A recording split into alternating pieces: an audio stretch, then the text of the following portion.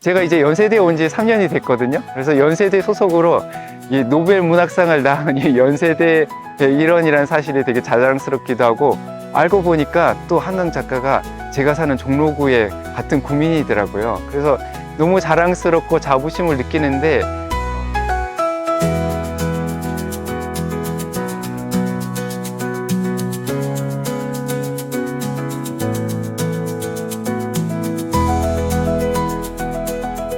안녕하세요. 반갑습니다.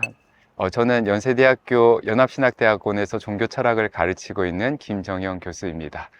2024년 10월 북터뷰에 이렇게 맡게 됐는데요. 너무 영광스럽게 생각합니다.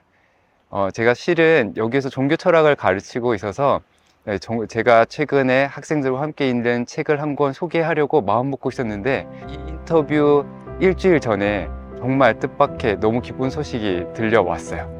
여러분도 잘 아시다시피 한강 작가가 노벨 문학상을 받게 되었는데요. 제가 그 소식을 접하고 나니까 생각이 조금 바뀌더라고요. 2024년 10월에는 한강이 노벨 문학상을 받았다, 이 사실을 미목원 홈페이지에 역사적인 기록을 남겨두면 좋지 않을까, 그렇게 마음을 먹고 오늘은 여러분과 함께 한강의 책, 채식주의자에 대해서 함께 이야기하려고 합니다. 한강 작품에 대해서 이야기하려고 하는 이유가 사실은 몇 가지 있는데요. 일단은 너무나 우리 국가에서 자랑스러운 일이기도 하고, 또 그래서 기대하는 마음으로 이 책을 고르기도 했지만, 이 책뿐만 아니라 한강 작가가 한국 교회 안에서 많이 익히면 좋겠다, 그런 바람도 있었습니다. 최근에 이제 몇 가지 논란이 되는 이야기들을 접하면서 더욱 그런 생각을 하게 되었는데요.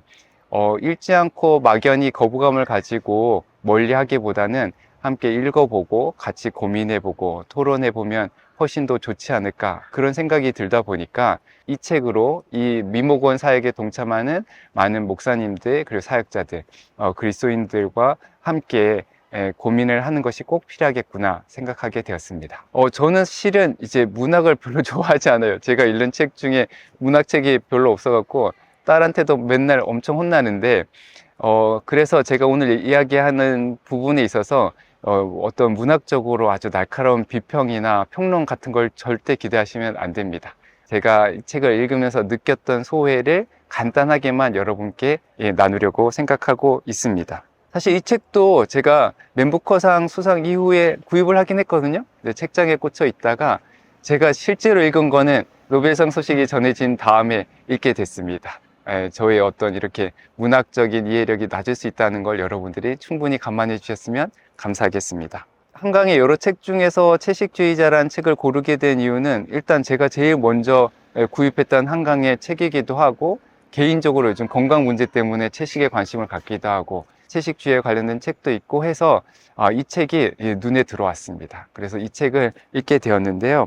여러분도 아시다시피 3편의 소설이 연속으로 있잖아요. 연작 소설로 구성되어 있는데 여러 가지 감정이 들었어요. 처음에는 오랜만에 문학책을 읽으면서 약간 들뜬 마음도 있고 호기심도 있었던 것 같아요.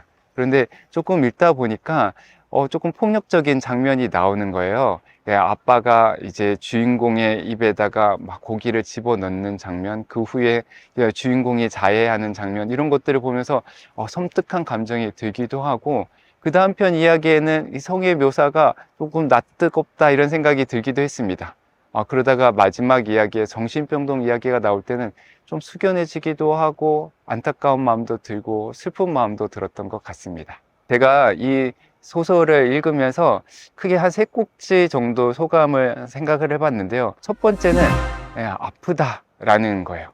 아픈 사람들 이야기가 많이 나오더라고요. 주인공만 아픈 게 아니라 주인공 옆에 있던 가족들도 다 아픈 사람들로 저에게 보였습니다. 주인공이 정신병동에 갔을 때 병동에 있는 사람들도 아파 보였지만, 그 주인공을 돌보기 위해 온 언니도 무척 아파 보였습니다. 이 아픈 사람들의 이야기를 한강 작가가 너무나 세심하게 잘 그려내고 있다는 생각을 제가 하게 되었고, 아픈 사람들과 함께 머물러 있으면서 그들의 목소리를 듣고 또 그들의 목소리가 들릴 수 있게 만드는 이 작가의 노력에 심심한 감사를 표하기도 했습니다. 그렇게 한 이유 중에 하나는, 우리가 사실 아픈 사람들 옆에서 지켜보기가 쉽지 않잖아요. 같이 있기가 쉽지 않고, 사실은 거리 두고 멀리하고 외면할 때가 훨씬 더 많거든요. 그런데 한강 작가는 우리가 살고 있는 이 시대에 아픈 사람들의 그 현실을 외면하지 않고 직시하고 그리고 그들과 함께 부대끼고 있다는 사실을 제가 이제 느낄 수 있었습니다. 예, 교회에 가다 보면은 이렇게 건강한 사람들, 아니면 건강해 보이는 사람들이 이제 주로 있잖아요. 그러니까 우리가 교회에서도 아픈 사람들, 정말 아파하는 사람들, 그 아픔이 겉으로 드러나는 사람들을 만나기가 쉽지 않거든요. 그런 점에서 이 한강 작가의 이 작품은 사실 우리가 그리스도인 신앙으로서 예수의 제자로서 마땅히 바라봐야 될 시선을 회복시켜주는 중요한 역할을 하고 있다고 제가 생각을 했습니다. 제 스스로 과거를 돌아봐도 제 주변에도 사실 아픈 사람들이 있고 아파서 저에게 도움을 요청한 사람들도 많이 있었는데 제가 외면했던 사람들이 책을 읽으면서 떠올랐습니다. 마음 한켠에 죄책감도 들고 후회하는 마음도 들고 저 자신의 연약함에 대해서 또 반성하기도 했습니다. 또 다르게 한편으로 보면은 정신병동 이야기를 보면서 제가 정신병동에 있지 않다는 사실이 가지는 의미에 대해서 좀 생각하게 되더라고요. 저도 이제 40대가 넘어가고 50을 바라보면서 인생을 살다 보니까 정말 미칠 것 같은 상황들이 있더라고요. 제가 미치지 않고 이렇게 살고 있다는 사실이 한편으로는 되게 의아할 정도로 이 세상이 사람들을 미치게 만들고 있다는 사실을 기억할 때 그냥 이런 생각을 했어요. 아, 미치지만 않아도 정말 건강하고 훌륭하게 살아가는구나. 그러니까 그러한 저의 이 생각과 맞닿아 갖고 이 한강 작가의 이 작품이 저의 가슴에 많은 울림을 주었습니다. 두 번째 화두는 이게 폭력인데요. 이 시대의 아픔과 관련해서 그 아픔을 낳는 다양한 유형의 폭력들, 그 폭력에 한강 작가가 예민하게 반응했던 것 같아요. 채식주의자는 이 가정 안에서 이루어지는 이 사적인 관계 속에 이루어지는 아주 친밀한 관계 속에서 이루어지는 폭력을 다루고, 그리고 작별하지 않는다, 그리고 이 소년이 온다에서는 국가 경찰과 군대에 의한 국가 공권력의 폭력을 다루거든요. 근데 이런 폭력이 이 여러 가지 형태로 많은 사람들을 아프게 하고 있다는 사실을 한강 작가가 드러냈는데, 제가 예전에 이제 한 10년 전쯤 평화에 대한 연구를 하면서 평화의 반대말은 전쟁이 아니라 폭력이라는 걸 깨닫고 되게 큰 깨우침을 얻은 적이 있습니다.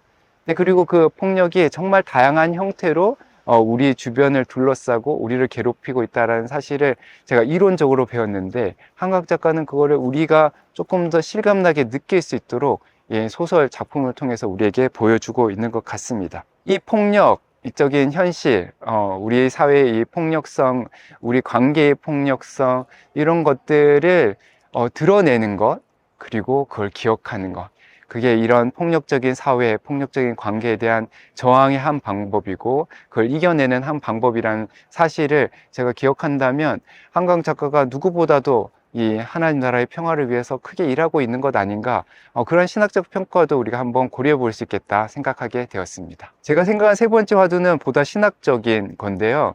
폭력으로 인해서 생겨난 많은 아픈 사람들 이야기를 제가 생각하다 보니까 전 예수님이 떠올랐습니다. 그러니까 예수님 시대, 예수님이 그 당시에 이런저런 크고 작은 공적, 사적 관계 속에서 이루어지는 폭력의 희생자들, 지극히 작은 사람들에게 관심을 가지고 그들에게 가까이 다가가고 그들과 함께 울고 함께 아파하고 애통하고 탄식하고 그들 편에 서서 하나님의 의를 갈망하고 울부짖고 저항하고 했던 그 모습이 떠올랐습니다. 그러면서 이 한강 작가와 함께 우리가 이 예수님을 다시 생각할 수 있겠다. 좀 반대로 생각하면 예수님의 시선으로, 예수님의 마음으로 한강 작가의 작품을 읽어본다면 우리 신앙적으로도 큰 유익이 있지 않을까 생각하게 되었습니다.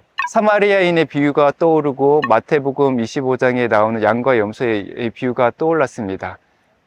지극히 작은 자 한 사람, 강도의 폭력에 희생된 그 사람을 돌보는 그런 예수의 제자가 되는 삶, 그 삶이 우리가 이 시대에 이 폭력에 관심을 가지고 폭력에 민감하고 그리고 폭력의 희생자들에게 따뜻한 마음을 가질 때 시작되지 않을까 생각합니다. 제가 이제 연세대에 온 지 3년이 됐거든요. 그래서 연세대 소속으로 이 노벨 문학상을 낳은 이 연세대 일원이라는 사실이 되게 자랑스럽기도 하고, 알고 보니까 또 한강 작가가 제가 사는 종로구의 같은 구민이더라고요. 그래서 너무 자랑스럽고 자부심을 느끼는데 이 노벨상 수상 소식 이후에 일부 언론에서 몇 가지 논란들이 있더라고요. 작품이 불편하다, 역사 인식과 관련해서 문제가 있다, 이런 이야기들을 들으면서 좀 너무 안타까운 생각이 들었습니다.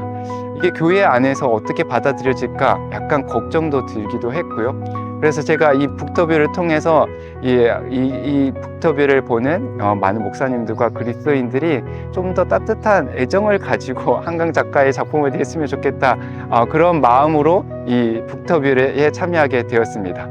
예수님의 시선으로, 아까 말씀드린 이 예수님의 마음으로 한강 작가의 작품을 읽는다 그러면 우리 그리스도인 신앙, 그리스도교 신앙에 뭔가 도전이 되기보다는 오히려 우리 신앙을 더 본질에 가깝게 만들 수 있다. 그게 제가 가지고 있는 확신입니다. 논란 가능성이 있는 것 같아요. 근데 이 논란 가능성을 오히려 긍정적으로 승화시켜서 우리 교회 안에서 이 작품을 가지고 여러 가지, 교회 안에 있는 여러 가지 생각들을 함께 나누고 건강하게 토론하는 문화를 길러내도 좋겠다, 이런 생각이 들었고, 몇몇 논란이 잘 되는 작품들이 조금 거부감이 든다 그러면 한강 작가의 작품 중에 초기 작품들도 있고 동화책들도 있어요. 그런 책들을 읽으면서 한강 작가의 노벨 수상을 함께 축하하고 교회적으로도 그런 것들을 이제 신앙적으로 성숙하게 수용할 수 있으면 너무 좋지 않을까.